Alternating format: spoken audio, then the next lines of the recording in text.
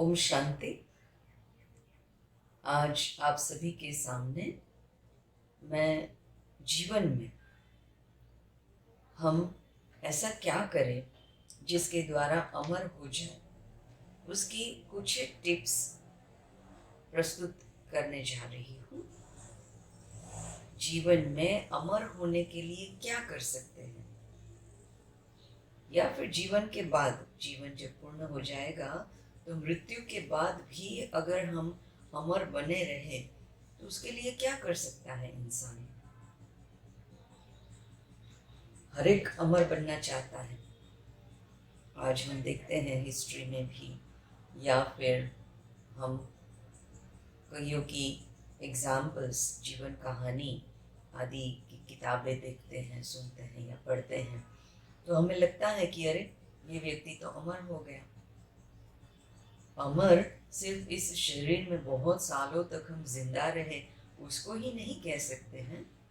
वो तो एक अर्थ होता ही है, लेकिन फिर भी यहाँ हम उस अमरत्व की बात नहीं करते हैं। ये जीवन रूपी गाड़ी जो है वो कहीं ना कहीं तो थम जाएगी, कहीं न कहीं तो इस शरीर को कभी न कभी तो हर किसी को छोड़ना ही पड़ेगा। और फिर वही अंत नहीं है, उसके बाद फिर नए शरीर के द्वारा नई शुरुआत भी आत्मा करती है, हम करते हैं। परंतु आज जहाँ हम अमरत्व की बात करते हैं तो मेरा क्या भाव है। तो सबसे पहले तो पॉइंट यही है कि हमें हमारे कर्मों पर ध्यान देना होता है। जितने जितने मेरे कर्म जो हैं वो श्रेष्ठ होते हैं, महानता को धारण किए होते हैं, सुखदायी होते हैं, तो उसी कर्म के द्वारा डेफिनेटली मैं अमरत्व को प्राप्त कर सकती हूँ या कर सकता हूँ। तो सबसे पहली बात है कि मेरा अपने कर्मों पर अटेंशन हो। जितना मैं अपने कर्मों पर अटेंशन रख पाती हूँ उतना मेरे कर्मों की क्वालिटी, उसके स्टैंडर्ड्स को मैं हर रोज अपडेट कर सकती हूँ, अपग्रेड कर सकती हूँ। उसके स्टैंडर्ड को, उसकी क्वालिटी को मैं ऊंचा बना सकती हूँ। और इसीलिए कर्म तो हमें करना ही है। कर्म से तो कोई भी छूट नहीं सकता है। जब तक इस शरीर में है तब तक तो कर्म करना ही पड़ता है। कर्म के अलग अलग प्रकार हो सकते हैं। अगर आप उसके बारे में जानना चाहते हैं तो कमेंट बॉक्स में आप बता सकते हैं। परंतु कहने का भाव ये है कि कर्म के बिना तो एक सेकंड भी हम नहीं रह सकते हैं। सिर्फ शांति से आराम से यूं ही कोई बैठा हुआ है तो वो भी तो एक प्रकार से कर्म है। तो जब कर्म मेरे अपने महान होते हैं, यानी कि श्रेष्ठ होते हैं, सुखदायी होते हैं, तो फिर उन कर्मों के आधार पर धीरे धीरे करके, एक दिन में तो ये होना नहीं है। एक दिन में अच्छे कर्म किए फिर दूसरे दिन भूल जाओ, ऐसी बात तो नहीं है। एक महीना अच्छे कर्म किए और फिर दूसरे मास भूल जाओ, तो ये भी बात नहीं है। लेकिन सारी जिंदगी जब हम कर्म अच्छे करने की राह पर निकल चलते हैं तो फिर अमरत्व के चांसेस बढ़ जाते हैं। दूसरा है क्षमा। क्षमा करना भी आसान नहीं है, क्षमा पाना भी आसान नहीं होता है।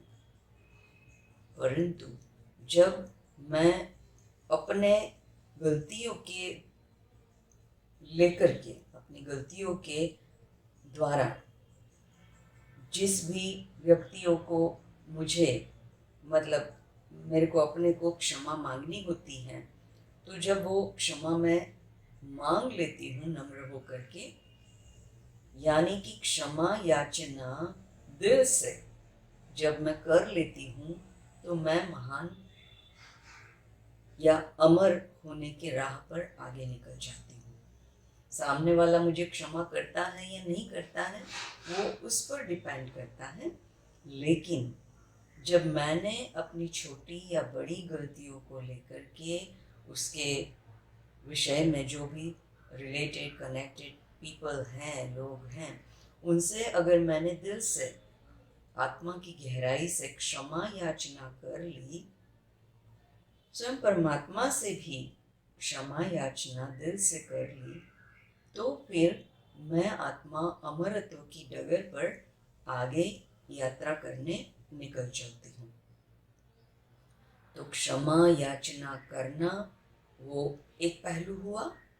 और दूसरा, अगर सामने से मेरे सर्कल या मेरे कांटेक्ट में आई हुई कोई व्यक्ति से गलती हुई है और वो मेरे पास आकर के क्षमा याचना करती हैं, वो क्षमा प्रार्थी होते हैं और उनको अगर मैं क्षमा प्रदान करती हूँ, तो भी मैं अमरत्व की डगर पर आगे बढ़ सकती हूँ।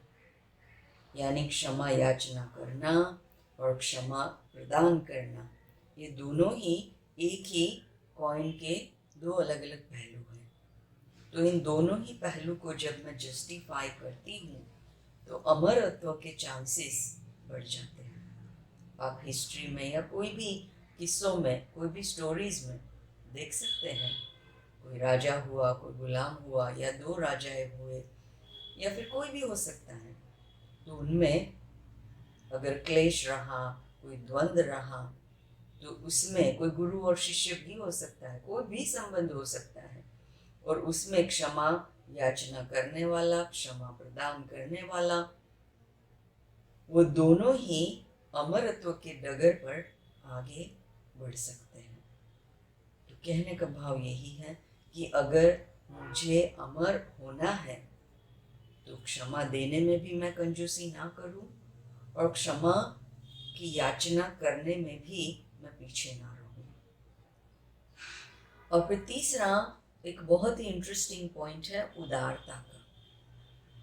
कई बार ऐसे होता है कि हमारे पास बहुत सारे रिसोर्सेस होते हैं, हमारे किसी जन्मों के फलस्वरूप इस जन्म में हमें हर प्रकार की सुविधा और साधन वो प्राप्त हुए रहते हैं, और मनी यानी कि लक्ष्मी देवी की कृपा भी असीम बनी हुई रहती है हमारे जीवन में।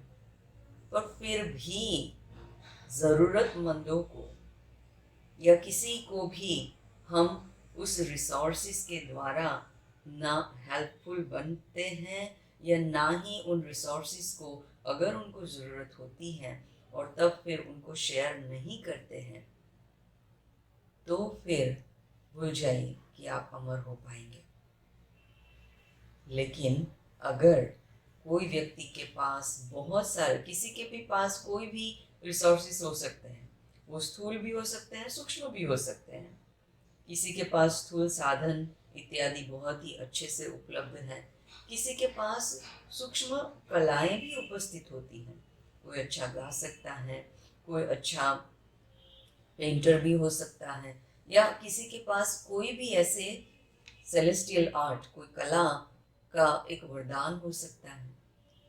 तो कहने का भाव यही है कि चाहे स्थूल चाहे सूक्ष्म रीति से जो भी वरदान के रूप में हमें रिसोर्सेस प्राप्त हुए पड़े हैं, उसके द्वारा हम किसी भी व्यक्ति को बिना किसी डिस्क्रिमिनेशन के मददगार, समय पर सही रीति से मददगार हो सकते हैं।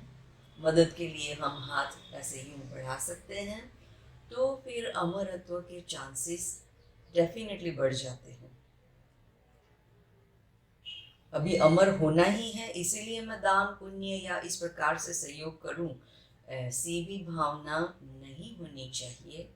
यानी कि निस्वार्थ रीति से जब कभी भी जिसको भी, जो मेरे इर्द गिर्द सर्कल में है, या अभी तो हम ऑनलाइन की दुनिया में हैं, तो कोई भी व्यक्ति हम देख सकते हैं कि उसको जेन्युइन रीति से मदद की ज़रूरत है, और उस वक्त जब हम मदद का हाथ एक उदारता की रीति से बढ़ाते हैं और दिलदार रीति से अगर हम उसको मदद कर पाते हैं, तो ज़रूर परमात्मा के रिकॉर्ड में और ह्यूमैनिटी के रिकॉर्ड में हम डेफिनेटली अमर हो जाते हैं।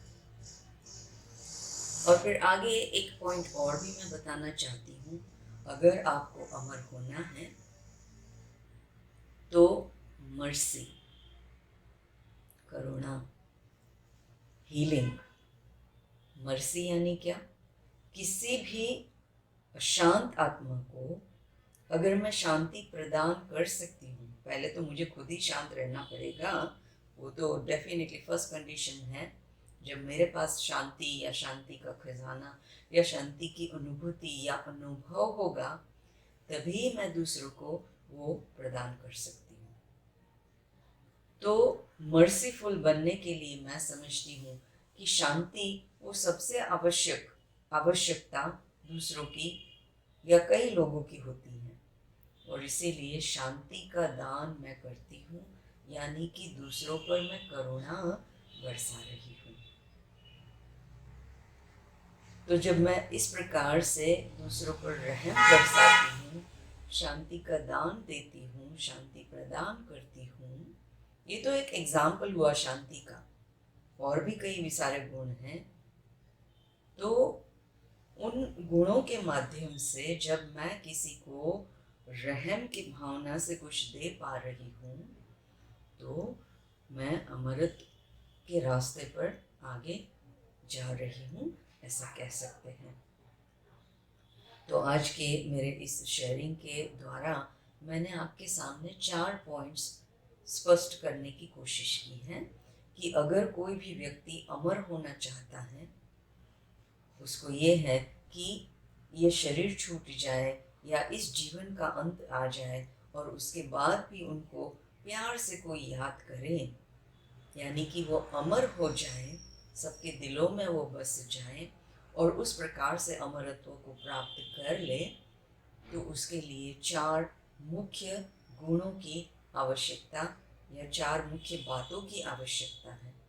तो पहले तो है सुखदायी कर्म, और फिर क्षमा याचना करना और क्षमा का प्रदान भी करना, और फिर तीसरी बात है कि उदारता, उदार दिल होकर के जरूरतमंदों को हर किसी रीति से मददगार होते रहना, और फिर चौथी बात है मर्सी, और मर्सी में भी मुख्य है शांति का दान, क्योंकि शांति ही ऐसा गुण है जिसके द्वारा सारे गुण जो हैं वो इमर्ज होते हैं या फिर उसको ग्रहण कर सकते हैं। तो आशा करती हूँ ये चारों ही पॉइंट्स आपको पसंद आए होंगे। क्या आप अमर होना चाहते हैं? अगर ऐसी बात है तो इसमें से कोई भी पॉइंट को आप अपना लीजिए, एक्सपेरिमेंट कीजिए और फिर देखिए कि आप क्या महसूस कर पा रहे हैं। आपको यहाँ से ही खुद के अमरत्व होने के नज़ारे जो हैं वो स्पष्ट महसूस होने लगेंगे।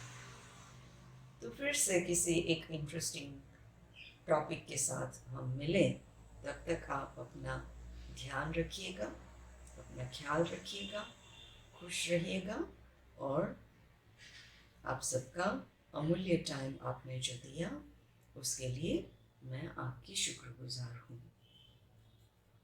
धन्यवाद।